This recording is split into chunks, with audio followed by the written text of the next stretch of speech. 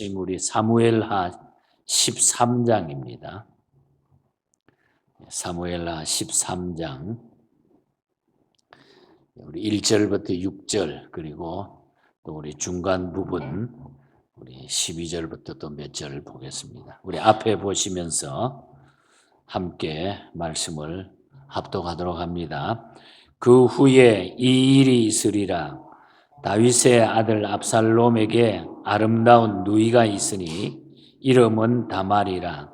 다윗의 다른 아들 암놈이 그를 사랑하나 그는 처녀이므로 어찌할 수 없는 줄 알고 암논이 그 누이 다말 때문에 울하로 말미암아 병이 되니라. 암논에게 요나답이라 하는 친구가 있으니 그는 다윗의 형 시므아의 아들이요 심히 간교한 자라. 그가 암논에게 이르되 왕자여 당신은 어찌하여 나날이 이렇게 파리하여 가느냐 내게 말해주지 아니하겠느냐 하니 암논이 말하되 내가 내 아우 압살롬의 누이 다말을 사랑함이니라 하니라. 요나답이 그에게 이르되 침상에 누워 병든 채 하다가 내 아버지가 너를 보려 오거든 너는 그에게 말하기를 원하건대 내 누이 다말이 와서 내게 떡을 먹이되 내가 보는 데서 떡을 차려 그의 손으로 먹여주게 하옵소서 하라 하니 암논이 곧 누워 병든 채 하다가 왕이 와서 그를 볼 때에 암논이 왕께 아뢰되 원하건대 내 누이 다말이 와서 내가 보는 데에서 과자 2개를 만들어 그의 손으로 내게 먹여주게 하옵소서. 10절입니다. 암논이 다말에게 이르되 음식물을 가지고 침실로 들어오라. 내가 내 손에서 먹으리라 하니 다말이 자기가 만든 과자를 가지고 침실에 들어가 그의 오라버니 암논에게 이르러 그에게 먹이려고 가까이 가지고 갈 때에 암논이 그를 붙잡고 그에게 이르되 나의 누이야 와서 나와 동침하자 하는지라. 그가 그에게 대답하되 아니라 내 오라비여 나를 욕되게 하지 말라. 이런 일은 이스라엘에서 마땅히 행하지 못할 것이니 이 어리석은 일을 행하지 말라. 14절입니다. 암논이 그 말을 듣지 아니하고 다말보다 힘이 세므로 억지로 그와 동침하니라. 아멘. 오늘 아침도 우리 하나님의 큰 은혜가 함께하는 우리 복된 아침 되기를 축복합니다.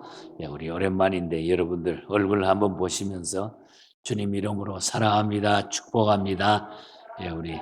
우리 강태강 목사님 우리 한 2달 이상 계시다가 한국에 볼일 보고 오셨는데 더 젊어지신 것 같습니다.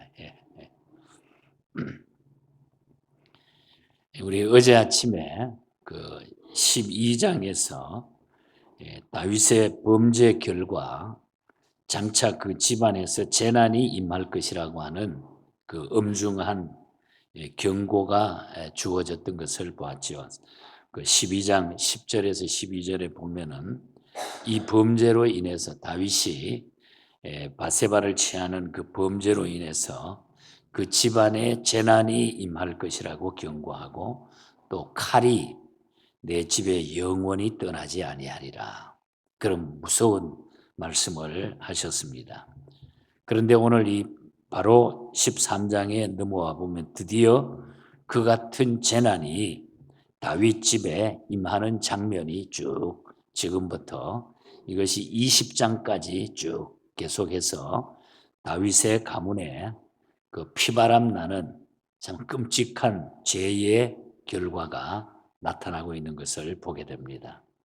이 재난은 다윗의 생애 만렵까지 계속되는 것을 보게 되죠. 이는 실로 참혹한 범죄의 대가였다 하는 것을 보게 되고 정말 하나님 앞에 범죄한 사실과 또 회개하지 않으면 주어지는 여러 가지 비참함과 마음 안타까움이 쭉 말씀을 통해서 우리를 깨우쳐주고 있는 것을 보게 됩니다. 그래서 오늘 아침에는 이 본장에 나오는 내용의 말씀을 우리가 잘 알고 있는데 다시 한번 이 말씀 속에서 우리에게 주시는 그 교훈을 찾고자 합니다. 그 암논의 죄에 대한 것을 다시 한번 살펴봅니다. 다윗의 아들 암논의 죄를 보게 되는데 1절부터 14절 사이에 그 내용이 쭉 상세하게 기록이 되어 있습니다. 사무엘하 3장 2절에 보면은 암논은 다윗이 아히노암이라고 하는 여자를 통해서 낳은 아들입니다. 그리고 사무엘하 3장 3절에 보면은 다말은 다윗이 구술왕 달메의 딸인 마다에게서 얻은 딸입니다. 그러니까 이 암논과 다말은 이복 남매지간이죠. 남매지간이라는 것이죠. 그런데 이 암논이 다말과 연애하였는데 이것은 모세 율법이 금하고 있는 아주 사실입니다. 중요한 사실입니다. 우리가 신명기 22장 23절에서 25절을 보면은 이 모세 율법에서 금하고 있는 이것은 이 법에 따르면은 이런 죄를 범하게 되면은 사형에 해당하는 그런 죄입니다. 죽어야 된다 이 말이죠. 그럼에도 불구하고 이 암논은 자기가 아프다고 거짓말을 하면서 다말로 하여금 병 간호하게 해가지고 과자를 만들어 오게 함으로 자신의 누이 동생을 강간하는 죄를 범하게 됩니다. 참 끔찍한 그런 사건이 이 다윗 가문에 피를 흘리게 되는 이 모습이 나타나죠. 죄의 결과죠. 그래서 1절에 보면은 이러한 죄를 범한 암논을 가리켜 가지고 다윗의 아들 암논이라 이렇게 표현하고 있잖아요. 이 다윗의 아들이라는 점에 초점을 맞추어서 하나님은 우리에게 경고하고 있다는 거죠. 경건한 부모에게서 어떻게 이런 자녀가 있을 수 있는가를 생각하는 그런 말씀이 됩니다. 물론 이런 모든 일이 다윗의 범죄의 결과로 이미 하나님이 그 가문을 이렇게 이 죄로 말미암아 피를 흘리게 될 것이다. 영원이라고 하는 단어를 썼어요. 이 문제가 계속해서 그 가문에 흘러갈 것이다. 아주 끔찍한 그런 일을 하나님은 다윗의 범죄로 말미암아 갚아주는 것을 보게 되죠. 이 말씀이 보여주듯이 누구에게나 은혜는 유전되지 않지만은 부패는 대를 잇는 것을 보게 됩니다. 아버지가 어머니가 은혜스럽고 예수 잘 믿었다고 해서 그 아이들이 다 똑같은 게 아닙니다. 똑같이 될 수가 없다는 거죠. 자녀들은 선한 부모의 신앙을 모방하기보다는 죄를 빠르게 모방하는 특징을 가지고 있어요. 뭐 아이들뿐만 아니라 우리 모든 사람들이 그런 특징을 가지고 있어요. 그렇기 때문에 우리가 여기서 깨달아야 되는 것은 부모가 자녀들에게 나쁜 본을 보이는 경우가 얼마나 치명적이 되는가 하는 것을 알게 된다는 거죠. 이것은 다윗의 죄의 모방의 결과라고 볼 수 있는 겁니다. 그러므로 우리는 여기서 우리의 자녀로 하여금 은혜스러운 삶을 모방할 수 있도록 신앙의 모범을 보이는 것이 참으로 중요하다는 거예요. 그래서 우리는 신앙의 본을 보이면서 살아요. 아이들 앞에서도 그렇고 우리의 후배들에게, 우리의 후손들에게 그 본을 잘 보여야 된다는 거예요. 이 하란의 코리텐붐이라고 하는 분은 참 신앙이 좋았던 분. 우리 CRC 교단도 여기에 영향력을 많이 받았습니다. 코리텐붐이라고 하면은 이분이 쓴 책을 보면 얼마나 은혜스러운지. 저를 선교 다니면서 이분이 늘 선교 지역 다니면서 성경을 보급하고 선교했던 그런 장면들을 이분을 통해서 많이 도전을 받게 됐습니다. 그런데 이분의 아버지는 코리텐붐의 아버지는 아주 진실한 삶을 살았던 분이에요.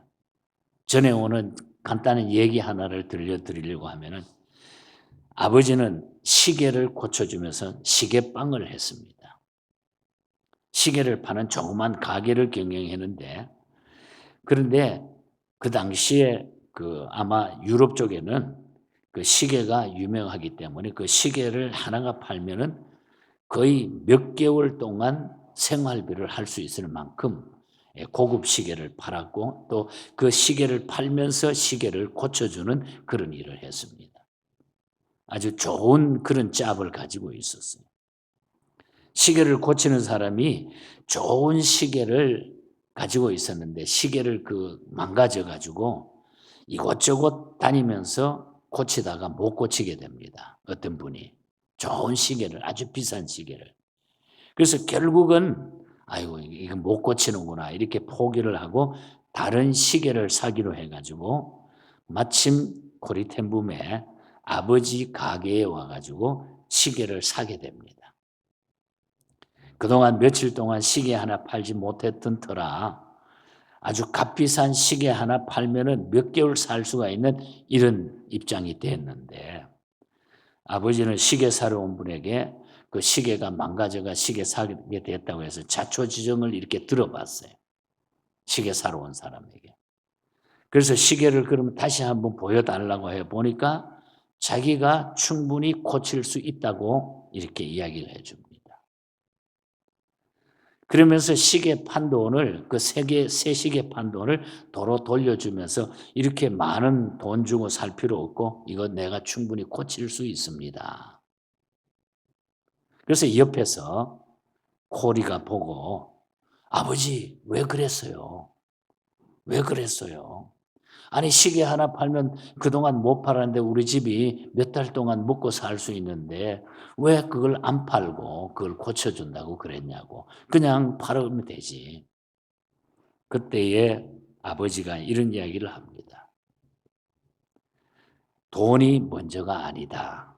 돈이 먼저가 아니다. 돈을 버는 것이 아니고 하나님을 기쁘시게 하는 삶이 중요하다. 그런 이야기를 코리에게 해줍니다.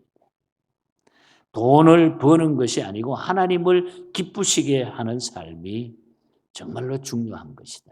우리 CRC 교단에 우리가 하나님의 영광, 하나님을 기쁘시게 하는 삶이 우리 그리스도인의 참된 삶이라는 거죠. CRC 교단뿐만 아니라 성경이 가르치는 가장 중요한 교훈이 거기에 담겨져 있는 하나님을 기쁘시게 하는 삶.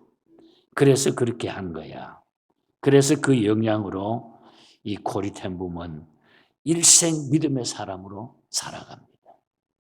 정말로 멋진 그런 사역을 감당하는 멋진 사람이 되죠. 신앙의 멋진 사람이 되죠. 그래서 우리는 신앙의 본을 보여주는 것이 참으로 중요하다는 것. 우리 자녀들에게 혹은 우리 후배들에게 우리 후손들에게. 근데 다윗이 그 범죄했던 이 사실을 그대로 보고 있었다고 하는 사실을 우리는 알게 되는 겁니다. 그리고 이 악한 일을 도와준 친구에 대한 얘기도 나오잖아요. 3절에 보면 그는 바로 요나답이라고 하는, 요나단이 아니고 요나답이라고 하는 이 친구가 하나 나타나는데 이 요나답은 다윗의 형 시므아의 아들이었고 암논과는 따지고 보면 사촌지간이가 되죠. 사촌이죠. 그는 심히 아주 간교했어요. 성경에도 그러잖아요. 간교한 자라 3절에. 이 요나답은 자신의 지혜를 악한 곳에 제공해 줌으로써 암논의 애욕을 채우도록 만들어버리고 마는 거예요. 도와주는 척하면서 범죄하도록 막 들추어 줬다는 거죠. 요나답을 통해서 우리는 우리에게 주신 달란트를 어디에 어떻게 사용하면서 살아야 되겠는가? 우리가 이거를 배우게 됩니다. 하나님이 나에게 주신 달란트를 어느 곳에 우리가 써야 되는가? 우리의 지혜를 육체를 위해서 사용할 것인지 신령한 것을 위해서 사용할 건지를 우리가 잘 판단하고 살아라는 거죠. 이 판단에 따라서 지혜로운 자가 되고 간교한 자가 되기 때문인 것입니다. 그리고 우리가 어떤 친구를 사귀냐에 따라 가지고 인생관이 달라질 수 있는 거예요. 누구를 만나느냐에 따라 가지고. 그래서 좋은 만남, 좋은 교제 중요하다는 거죠. 요나답의 간교한 지혜를 따라 자기의 욕망을 채웠던 암논은 나중에 어떻게 돼? 23절에서 쭉 29절까지 쭉 읽어보면 거기에 나타나는데 압살롬의 복수 사건이 나옵니다. 압살롬이 누굽니까? 다말의 오빠잖아요. 친오빠인데 다말의 친오빠인 압살롬이 이 이야기를 자기 동생한테 여동생한테 다 듣고서 나중에 이 압살롬인 이 암논을 죽여버리는 거예요. 죽여버리잖아요. 그러니까 그 가정에 그냥 피바람이 부는 겁니다. 비참한 최후를 맞이하게 되죠. 참된 친구는 생명을 구하기도 하지만은 악한 친구는 도리어 생명을 잃게 한다는 거예요. 요나답의 그 간교한 그 깨를 부림으로 말미암아 많은 사람들이 그게 피해를 입었죠. 우리가 잠언에 유명한 말씀이 있잖아요. 우리 친구 그러면 생각나는 말씀. 잠언 27장 17절에 보면은 철이 철을 날카롭게 하는 것 같이 사람이 그의 친구의 얼굴을 빛나게 한다고 그랬어요. 우리 친구 간에 늘 우리가 자주 인용하는 그런 말씀이죠. 철이 철을 날카롭게 하는 것 같이 사람이 그의 친구의 얼굴을 빛나게 한다. 우리가 좋은 친구를 사귀어야 돼. 좋은 이웃이 필요하고 그래서 우리는 믿음이 중요하다는 거예요. 믿는 사람이. 그래서 교회가 중요하고 교회 공동체가 중요하고 믿음의 사람들이 모여서 이런 놀라운 일들과 좋은 일을 만들어야지 악한 일에 휩싸이면 안 된다는 거죠. 그 다음에 또 하나 오늘 본장에서 기억하고 싶은 것은 암논은 다말을 강간 후에 심히 미워했어요. 그나마 그렇게 해가지고 살든지 뭐 잘해주든지 했으면 다행인데 그 일이 있고 나서 그냥 다말을 강간한 후에 더 미워하게 됐다는 거죠. 사이가 좋아져야 되는 15절에서 17절 사이에 쭉 나타나죠. 암논이 다말을 강제로 강간 후에 다말에게 취한 행동은 더욱 경악하게 만들었다는 거예요. 그는 다말에게 조금도 미안하지 않고 오히려 다말을 심히 미워해서 쫓아냈다고 그랬습니다. 이러한 심적 변질은 감각적인 것을 추구하는 사람에게 나타나는 현상이라는 거예요. 그 순간에 감각적인 것을 즐기기 위해서. 욕정을 탐닉한 후에는 허탈감이 생기고 수치감이 생기게 돼 있다는 거죠. 우리 인간에게. 그러니까 정상적인 삶을 살지 아니하면 이런 죄악들이 계속 이 땅 위에서는 만들어진다는 거예요. 죄를 지을 때는 아주 감미롭지만은 나중에는 죄로 인해 가지고 혐오스럽고 고통스러워지는 법인 겁니다. 그게 죄가 가지고 있는 특성입니다. 여기서 진정한 사랑과 쾌락만을 추구하는 욕정의 차이를 우리가 알 수 있다는 거죠. 사무엘하 12장 10절에 말한 대로 칼이 영원토록 내 집에서 떠나지 아니하리라. 이것이 그대로 이루어지고 있죠. 다윗의 범죄로 인해서.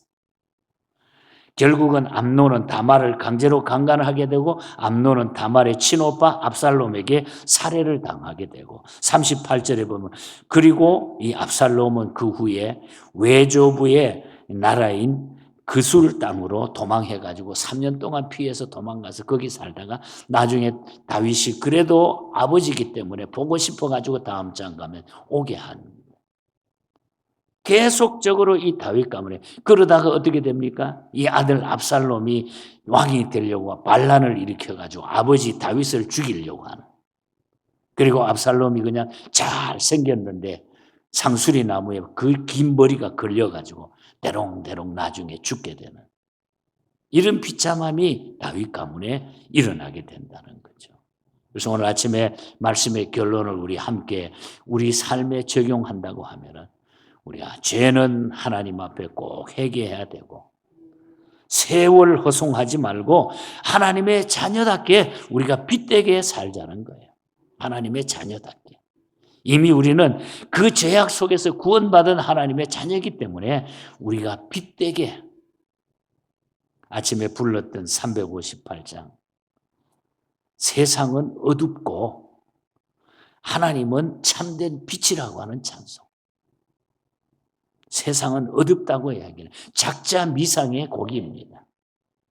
하나님을 바로 알고 세월 호송하지 말고 귀한 시간 빛되게 살아가는 하나님의 자녀가 꼭 되시기를 바랍니다. 그리고 죄는 우리가 무거워요. 어두움이에요. 다 벗어 던져야 돼요.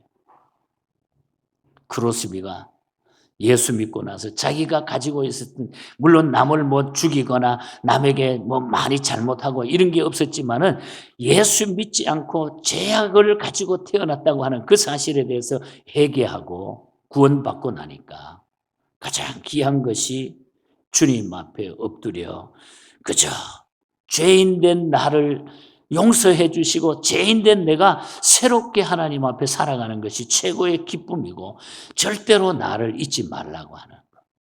이 고백을 드리는 이 찬송이 크로스비가 만들어서 이 찬송이 불리기 시작하면서 크로스비라고 하는 인물이 알려지기 시작한 겁니다. 패스 미 낫이라고 하는, 지나가지 마시오 하는 그런 제목의 찬송입니다. 인애하신 구세주여 내 말 들었어.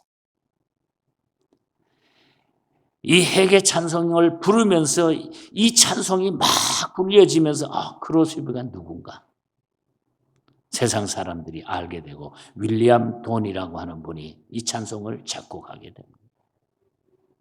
아주 거기에 추억이 많아요. 믿음의 추억들이 이 찬송을 만들면서 많은 이야기가 여기에 나타나고 있습니다.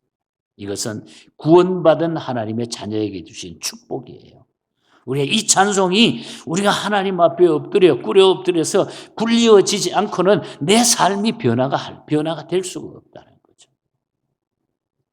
주여 주여 내 말 들으사 죄인 오라 하실 때에 날 부르소서. 우리가 자격을 따지면 아무도 쓸 수 없지만은 주님이 나를 그와 같이 다윗보다 더한 악한 나를 구원해 주셨으니까 이제 주님의 사랑을 가지고 살아가자. 패스입니다. 나를 지나가지 마시오. 하나님 꼭 나를 붙잡아 주시고 나를 기억해 주십시오 하는 것. 그래서 우리는 하나님 앞에 이런 죄를 멀리하고 그리고 그리스도인다운 이 어두운, 세상은 어두움으로 표현했어요. 세상은 어둡지만은 우리 하나님은 빛이라 그랬어요. 어두움을 이길 수 있는 것이 빛이라는 거죠. 어두움을 비추는 것이 빛이는 거죠. 세상의 어두움을 이길 수 있는, 깰 수 있는 것. 이 빛된 삶으로 남은 생에 하나님 앞에 정말로 진실된 그리스도인으로 하나님을 기쁘시게 하는 삶. 고리테문의 코리의 아빠처럼 하나님을 기쁘시게 하는 삶이 가장 귀한 삶이야. 오늘 아침에 이 한마디가 저와 여러분의 가슴에 딱 남아있으면 좋겠어요. 하나님을 기쁘시게 하는 삶이 최고야. 오늘 기도할 때에 그걸 기도하시고 남은 생에 그래서 여러분이 행복해지시기를 주님 이름으로 축복합니다. 우리 말씀 기억하면서 함께 기도하십시오.